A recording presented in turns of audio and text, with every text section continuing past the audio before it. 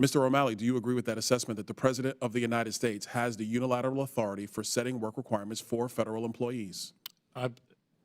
No. When you signed this agreement with the unions over at the Social Security Administration, did you do it purposefully to undermine President Trump on his way in the door? Did you call Mar-a-Lago and say, hey, what's your opinion on this? No. Did you ask President Biden to reach out to President Trump in the matter of transition and say, hey, which way do we want the next president to be able to administer the employees that are under his purview?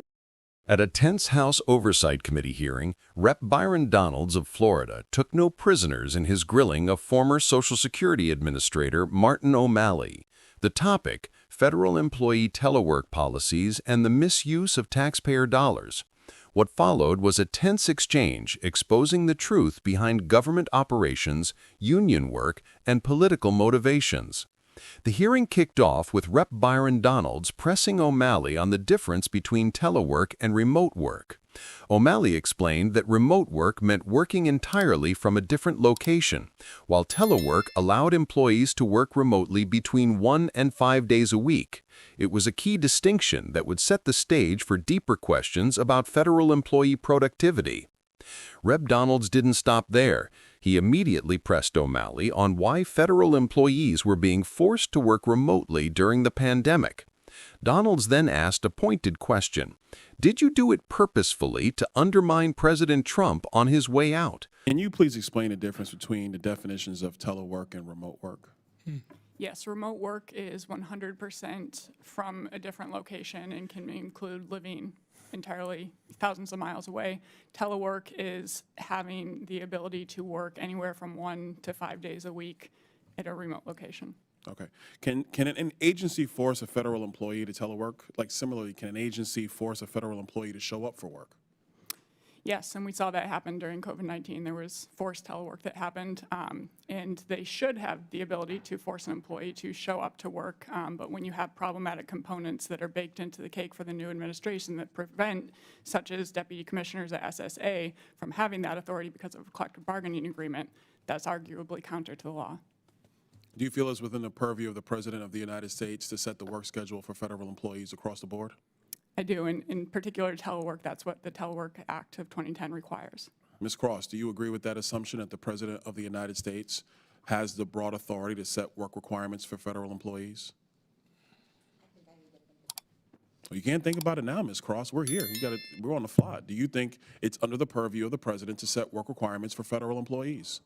Since essentially in our system of government, we have a unitary executive, and the President of the United States is the executive branch. Sure. Okay. Mr. O'Malley, do you agree with that assessment that the President of the United States has the unilateral authority for setting work requirements for federal employees? No. Under the law, he has the ability, but Mr. it's O'Malley. not unilaterally. He has to abide by the law. At least in a republic, you abide by the law. Mr. O'Malley, do you believe that the President of the United States is the executive branch? Whether it's President Trump, President Biden, President Obama, President Bush,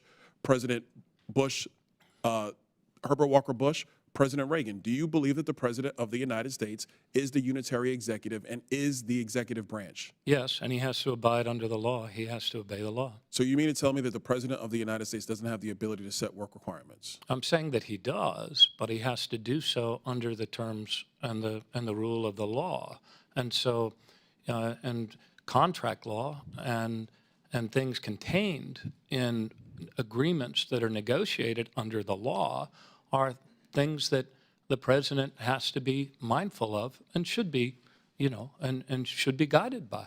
When you signed this agreement with the unions over at the Social Security Administration, did you do it purposefully to undermine President Trump on his way in the door? No, I did it to sustain the big customer service delivery improvements that this greatly depleted agency had made in the course of the year, and to try to staunch the attrition rate and the fact that so many are eligible for retirement. The reduction in staffing is really hurting a lot of seniors in every one of your districts, a lot of people with disability, a lot of our poorest people that are on SSI. I did what I did in order to better serve the American people. But when you set this agreement, knowing that the presidential election had already been decided, did you call Mar-a-Lago and say, hey, what's your opinion on this? No, Did you ask President Biden to reach out to President Trump in a matter of transition and say, hey, which way do we want the next president to be able to administer the employees that are under his purview I as the certainly unitary did not. executive? I worked for President Biden. He appointed me, and I was confirmed in a lopsided bipartisan margin by the Senate, and I executed the duties that I was assigned at Social Security to better serve senior citizens, better serve people on SSI, and people with disabilities. That's what I did, Congressman. My counter argument to you, Mr. O'Malley, is that whether it's whatever president we're talking about, they all have the same duty to serve the seniors who were promised something on Social Security, and that mission is going to be executed regardless of party, regardless of president. But, sir, what you did was to essentially do a workaround of the incoming administration. But I'm going to come back to you later. Ms. Grizzle, I'm going to come back to you. You stated earlier in your testimony about we do have an issue with some of the federal employees who are doing work, union work, on federal government time. Can you expound upon that? Yes, unfortunately, we don't have any more data on that because the Biden administration stopped collecting that.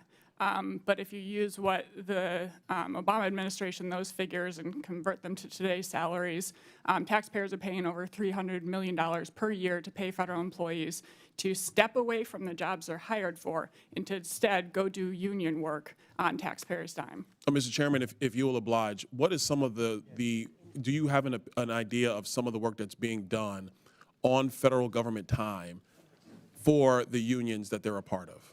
That can include negotiations, it could include lobbying Congress, it can include helping employees to file grievances or unfair labor practices if they have their telework policies taken away from them. Mr. Chairman, I would move that it's in the interest of this committee and frankly of the United States going forward that we find out exactly what work is being done while employees are being paid by the federal government that is not within the purview of the job that they were hired to perform. I yield back. O'Malley denied any such intentions, but Donalds wasn't convinced, challenging the timing of agreements and questioning their impact on the incoming Biden administration. The heat increased when Rep. Donalds shifted focus to another hot-button issue, federal employees being paid for union work while on government time.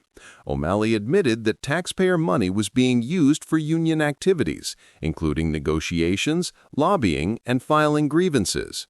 Rep. Donalds didn't hold back, blasting the misuse of government resources and questioning how much time was being wasted at taxpayer expense. O'Malley attempted to justify his decisions by claiming they were made to improve efficiency at the Social Security Administration. But Rep. Donalds wasn't buying it. He pointed out that whether under Biden or Trump, federal employees were being overpaid for non-government work, draining resources meant for vital public services. This back and forth highlighted the tension between government accountability and union interests. In the final moments of the exchange, Rep. Donalds asked O'Malley if he consulted with President Trump or the incoming Biden administration about his decisions.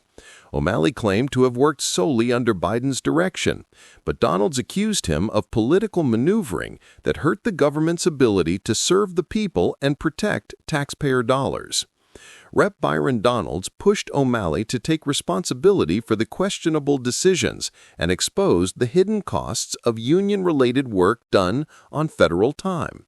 As the hearing wrapped up, the real question lingered. Are these policies being implemented to help the American people, or are political motives undermining government effectiveness? For more sharp analysis, exclusive interviews, and a deeper look into the forces shaping Washington, like, comment, and subscribe. You're watching The Left-Wing Critic, where truth cuts through the noise. Don't forget to hit that subscribe button and ring the bell for notifications on more fiery political debates, investigations, and the stories that matter. Thanks for watching The Left-Wing Critic, where politics meets passion and we hold power to account.